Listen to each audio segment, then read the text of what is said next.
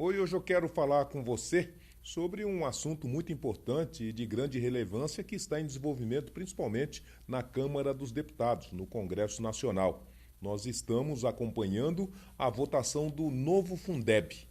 O Fundeb, que é o Fundo de Desenvolvimento da Educação e Valorização dos Professores, é um instrumento de política pública muito importante para financiar e para fazer o fomento e a sustentação da educação em todo o país. É um arranjo econômico-financeiro que envolve Estado, que envolve município e que envolve também o governo federal. Cada um entra com uma proporção e com isso cria-se esse fundo que sustenta, que suporta e que fortalece a quantidade de recursos importante para fazer a educação a nível nacional. Esse Fundeb, então, é fruto, logicamente, de uma legislação que estava finalizando agora nesse mês de julho e, por conta disso, foi necessário fazer toda uma discussão para reestruturar uma nova lei que pudesse não só contemplar, como também viabilizar a estruturação dessa ferramenta para que desse continuidade aos longos dos anos que virão. E, por conta disso, foi uma condução e esforço muito importante de vários atores sociais, vários interessados, várias autoridades, muitos parlamentares que se juntaram então para construir o que seria esse novo Fundeb. E, de fato, isso foi possível de se encaminhar e a Câmara dos Deputados, o Congresso Nacional, numa primeira intervenção, aprovou esse novo Fundeb, e ele traz algumas características, ele traz algumas arrumações que já é digna de elogio, seja porque ele dobra o valor que até então tinha sido disponibilizado para essa área da intervenção do governo, a educação, seja porque ele traz mais duas intervenções importantes. Primeiro, no que se diz respeito a gestão e o governo dessas medidas, e o terceiro, também muito importante, que ele transforma esse programa num programa permanente. Nós tínhamos então um Fundeb que precisava ser analisado de quando em quando, e agora a legislação transforma esse programa num programa permanente. As três coisas que chamaram a atenção foi de que tinha-se muita dúvida se nesse momento de pandemia, nesse momento de dificuldades, nesse momento de prioridade de combater o coronavírus, seria possível fazer uma discussão dessa natureza dentro do Congresso Nacional, na Câmara dos Deputados, para um tema que, lógico, é importante, sensível e emergente, mas que não estava dentro dessa agenda do dia. E isso foi superado na medida em que o Congresso, mesmo à distância, mesmo com distanciamento, pôde debruçar e votar essa medida. O outro aspecto que chamou muita atenção e que foi fruto de um debate político e da necessidade de construção até de um consenso de última hora, foi o fato de que havia um encaminhamento de uma proposta que previa a duplicação dos valores do Fundeb, praticamente, e no meio do caminho o governo federal entendeu que poderia colocar uma medida adicional. Ele criou esse programa Renda Brasil, que é um programa de sustentação e apoiamento aí nos mesmos moldes do Bolsa Família, e que ele pretendia criar e implementar já imediatamente por conta da necessidade de colocar mecanismos para dar conta do pós-pandemia. Mas a dificuldade que se tinha para fazer isso até então era de que, pela lei do teto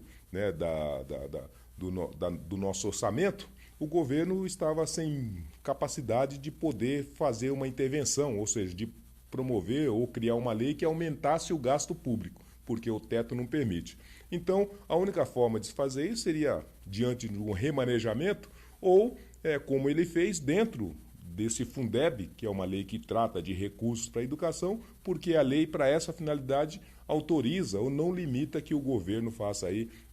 modulações importantes. Então, o que o governo fez? Ele, para os números que já estavam postos para o Fundeb, que era um aumento de 10% para 18%, o governo pôs mais 5% para dentro dessa norma orçamentária, de modo que ele concordava com a aprovação, desde que esses 5% depois fosse deslocado para compor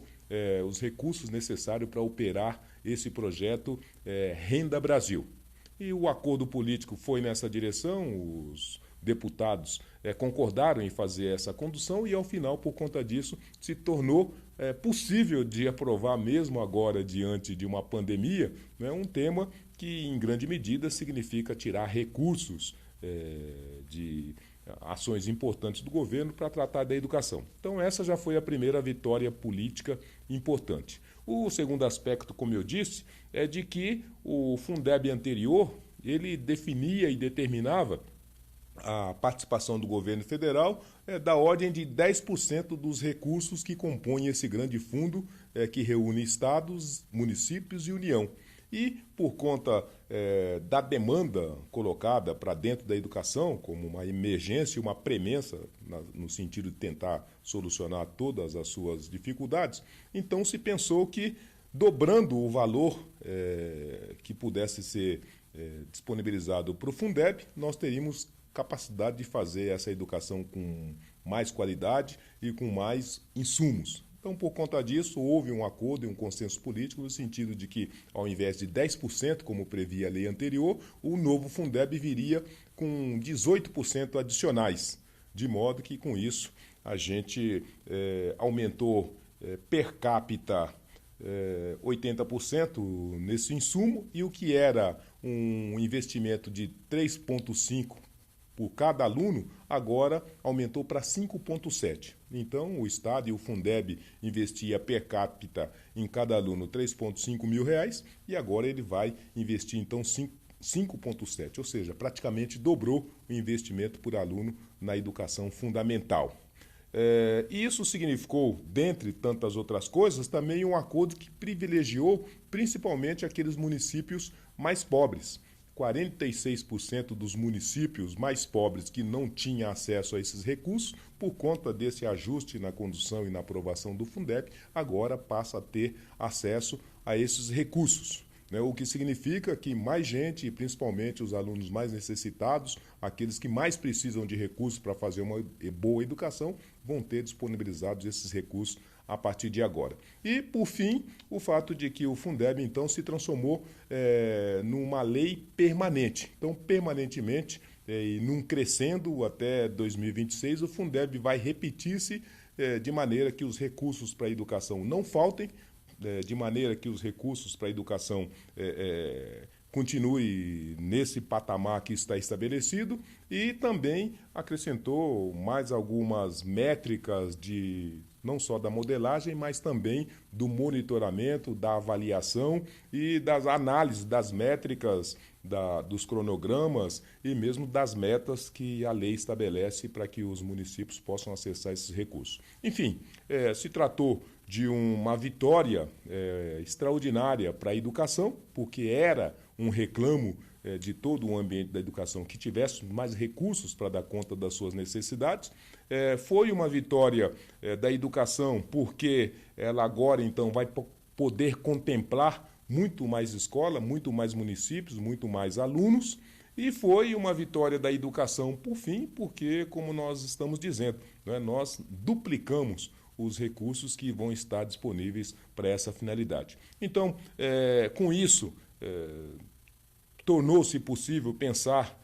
na possibilidade de resolucionar os problemas da educação com mais efetividade, com mais velocidade e com mais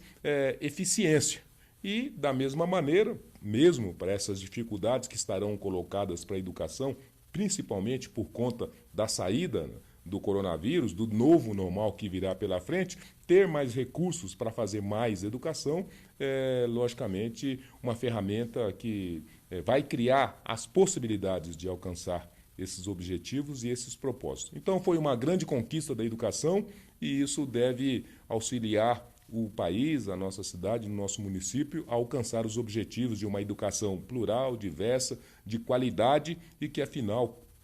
disponibilize recursos humanos muito bem preparados para os desafios que virão para o novo normal do coronavírus, mas, logicamente, para os desafios que estarão estabelecidos para toda essa geração que sai do ensino fundamental e começa a migrar para dentro do ensino superior. Uma grande vitória e eu queria ter conversado isso com vocês, queria compartilhar com cada um de vocês.